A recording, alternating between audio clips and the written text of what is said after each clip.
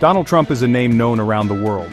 Many people know him as a businessman, others know him as a television personality. More recently, he became the President of the United States. His journey to wealth and influence is a complex story. It involves family money, big risks, and smart branding. Understanding how he built his financial standing requires looking at many different parts of his life and career.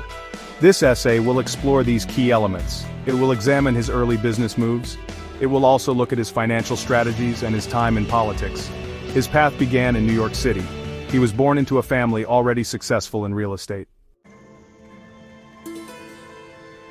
His father, Fred Trump, was a well-known developer in boroughs outside of Manhattan. This background gave Donald Trump an early look into the world of property development. It provided him with connections. It also gave him a financial foundation to start his own ventures. He learned the basics of the business from his father, but he had ambitions that went far beyond his father's work. He wanted to make a name for himself in the competitive world of Manhattan real estate. The story of Donald Trump's financial journey includes many chapters. He made his mark with large, flashy building projects. He used debt in ways that were sometimes controversial. He expanded his business interest into entertainment and many other areas. His name became a global brand.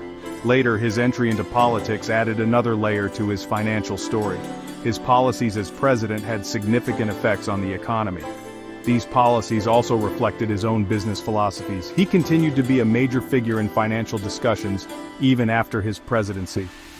This exploration will delve into these varied aspects. We will look at how his real estate deals set the stage. We will examine his use of branding to create value. The essay will also cover his financial strategies, including how he managed debt and business failures. Furthermore, we will discuss his policies during his presidency. This includes his stance on trade and, more recently, on cryptocurrencies. The goal is to provide a clear picture of the factors that contributed to Donald Trump's significant financial position and his unique version of financial independence. Donald Trump's journey into the world of high-stakes business began with a significant advantage. He joined his father Fred Trump's real estate company. Fred Trump had already built a successful career. He specialized in developing middle-class housing in Brooklyn and Queens. This family business provided Donald Trump with invaluable experience. It also gave him access to capital and crucial industry connections. He learned the art of negotiation and development from his father. However, his ambitions soon outgrew the outer boroughs. He set his sights on the bigger, more glamorous market of Manhattan. This was a bold move. His early career was marked by a desire to make a name for himself. He wanted to attach the Trump name to iconic projects. One of his first major successes in Manhattan was the transformation of the Commodore Hotel. He partnered with the Hyatt Corporation to redevelop the struggling hotel into the Grand Hyatt New York. This project, located next to Grand Central Terminal, was a significant achievement. It demonstrated his ability to handle complex deals. It also showed his skill in securing financing and navigating city approvals. This venture announced his arrival as a serious player in Manhattan real estate. The most famous of his early projects is undoubtedly Trump Tower. This mixed-use skyscraper on Fifth Avenue became a symbol of his brand. Completed in 1983, it housed luxury residences, retail spaces, and his own offices. Trump Tower was not just a building, it was a statement. It represented opulence and success. Its gold-toned facade and grand atrium attracted attention worldwide. This project solidified his reputation as a developer of high-profile luxury properties. It also became central to his public image and a magnet for media attention for decades to come.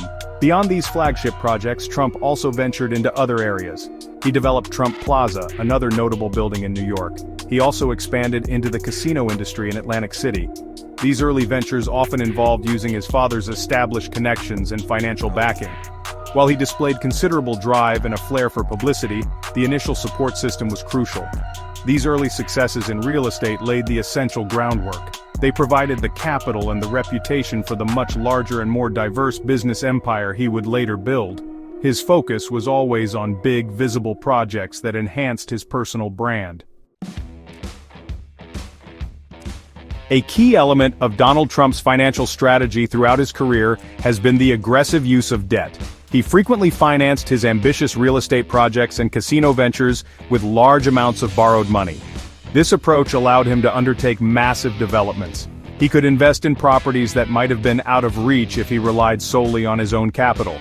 Using leverage or borrowed funds magnified the potential returns on his investments. However, it also significantly increased the financial risks associated with his businesses. This high-wire financial act became a hallmark of his operational style. This reliance on debt enabled rapid expansion, especially during favorable economic times. Trump was able to acquire and develop numerous properties simultaneously. He built hotels, casinos, and residential towers. His name became synonymous with luxury and large-scale development. The strategy was to grow the Trump organization quickly. He aimed to establish a dominant presence in key markets. The use of other people's money allowed him to scale his operations far beyond what his personal wealth at the time might have permitted. This was a high-stakes game of growth fueled by credit. However, heavy debt loads also made his businesses vulnerable to economic downturns and market fluctuations. Several of Trump's companies faced severe financial difficulties. This led to multiple corporate bankruptcies, particularly concerning his Atlantic City casinos. It is important to understand that these were Chapter 11 business bankruptcies, not personal bankruptcies. Chapter 11 allows a company to reorganize its finances and debts while continuing to operate. Trump utilized this legal provision strategically. It helped him to renegotiate terms with lenders and reduce the financial burdens on his struggling enterprises. Through these restructuring processes, Trump was often able to protect his personal assets. He managed to maintain control of his brand and many of his properties. While the bankruptcies were setbacks for investors and lenders, they were, for Trump, a tool to navigate financial crises. They allowed his core business to survive and eventually recover. This strategic use of bankruptcy laws became a controversial but recurring feature of his business career. It demonstrated a willingness to use every available tool to manage financial risk and preserve his empire, even if it meant significant losses for others involved in his ventures. While Donald Trump's foundations were in real estate, his financial empire grew significantly through diversification into other sectors. One major area of investment and branding was golf courses. Trump acquired and developed numerous luxury golf resorts in the United States, Scotland, Ireland, and Dubai. These properties were not just golf courses, they were opulent destinations. They featured high-end clubhouses, hotels, and residential components. Each course was meticulously designed and marketed to reflect the Trump standard of luxury.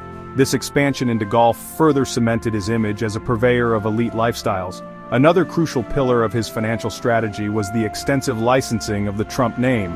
This became a highly lucrative part of his business model. Instead of investing his own capital in building new properties, he often licensed his brand to other developers. They would build and finance the projects, paying Trump a fee to use his name and an associated image of quality and prestige.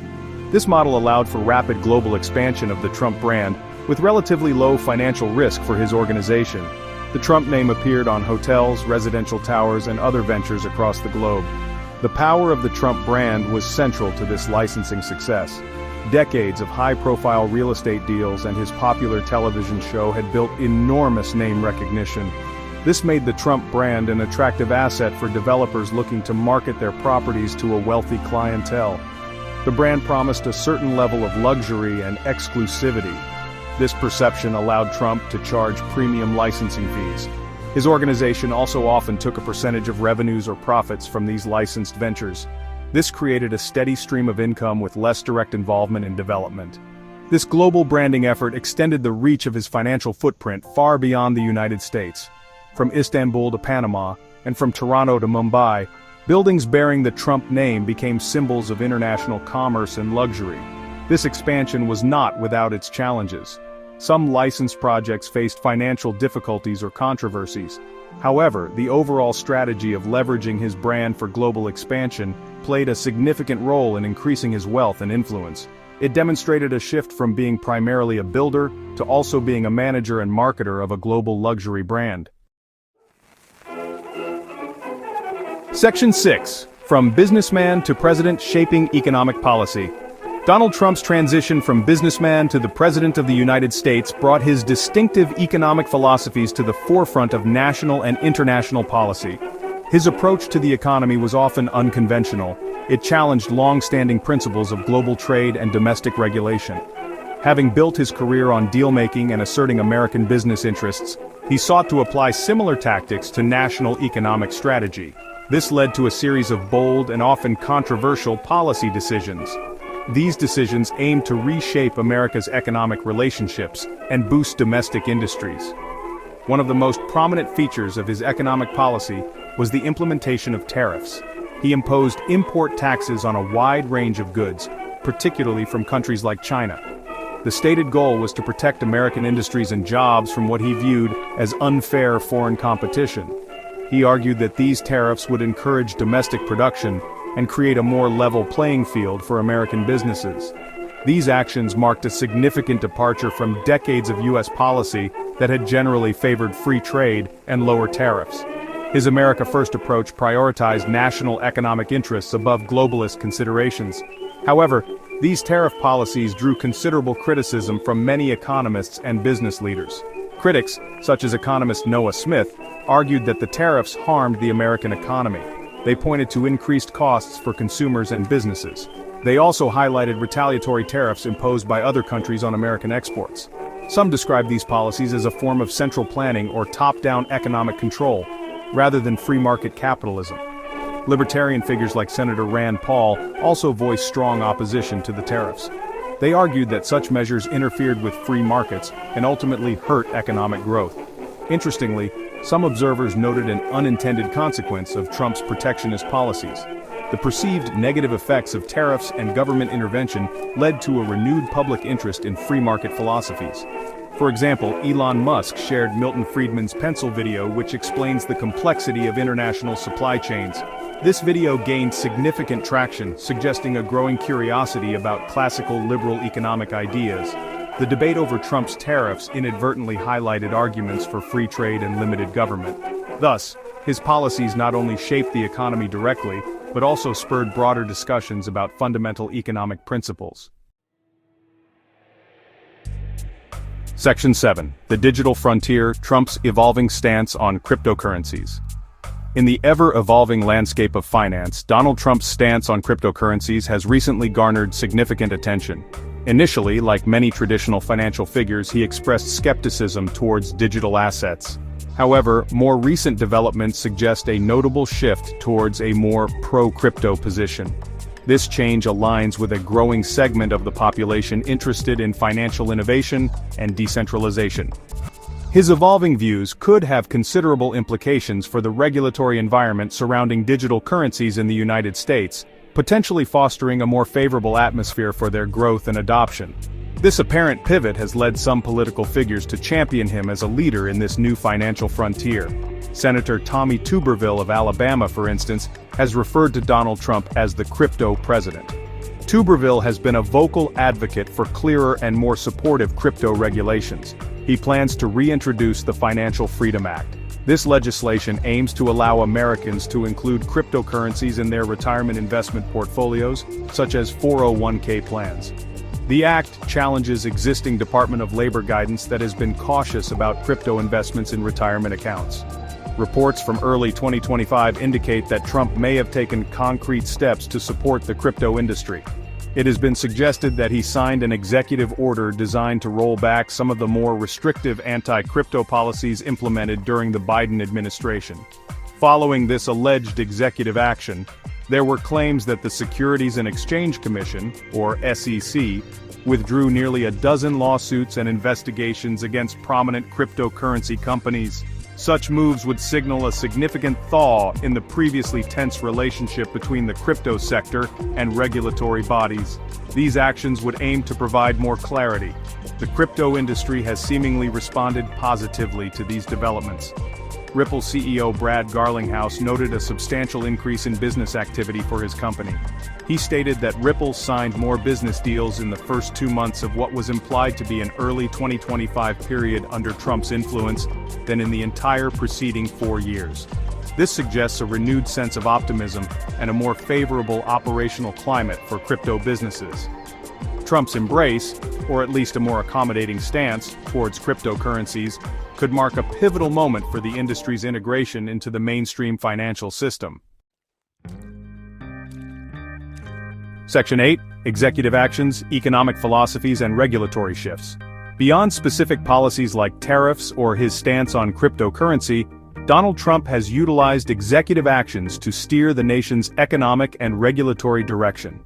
These orders often reflect his broader philosophical views on merit, opportunity, and the role of government. One such notable action was an executive order signed in April 2025 titled Equality of Opportunity and Meritocracy.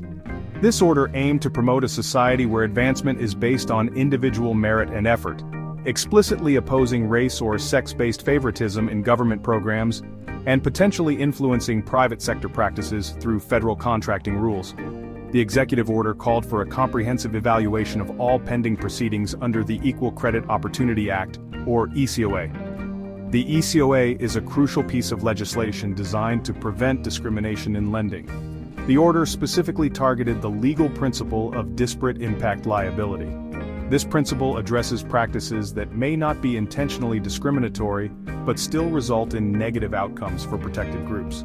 The administration argued that relying on disparate impact undermines national values of equal opportunity by leading to group-based considerations rather than individual merit. This move signaled a significant shift in how discrimination laws might be interpreted and enforced. This approach has raised concerns among civil rights advocates and some economists. Critics worry that rolling back or reinterpreting disparate impact liability could weaken protections against unintentional discrimination. This could particularly affect women and minority groups seeking access to credit and financial services. Ben Olinsky, from the Center for American Progress, suggested that such an EO could reduce federal efforts to ensure equal access to credit.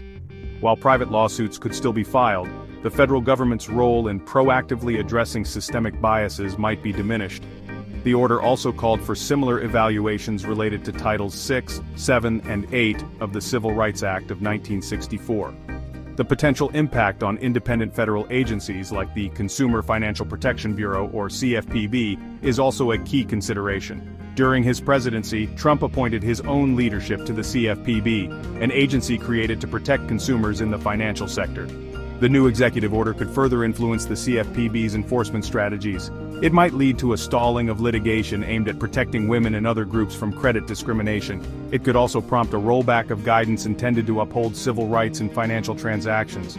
These regulatory shifts reflect a consistent theme of deregulation and a reevaluation of established anti-discrimination frameworks. Section 9. A Legacy of Deals: Understanding Trump's Financial Independence. Donald Trump's journey to financial prominence is a tapestry woven from various threads: inheritance, bold real estate ventures, strategic use of debt, masterful branding, and eventually political power. His version of financial freedom is less about being debt-free in a traditional sense, and more about achieving a scale of wealth and influence that allows him to operate on his own terms, pursue massive projects, and shape economic discourse. He built an empire that, while experiencing its share of turbulence, has consistently revolved around the power of his personal brand and his ability to make impactful, high-visibility deals. The foundation provided by his father, Fred Trump, offered an undeniable head start. This initial capital and industry knowledge allowed him to enter the competitive Manhattan real estate market with more resources than many of his peers. However, his ambition drove him to take risks and build an image far larger than his father's. Projects like Trump Tower were not just buildings, they were monuments to his name. His willingness to leverage significant debt fueled rapid expansion, though it also led to several corporate bankruptcies, which he navigated as strategic restructuring tools rather than personal defeats. Diversification beyond traditional real estate was key to expanding his financial reach. The foray into entertainment with The Apprentice transformed him into a global celebrity, exponentially increasing his brand's value.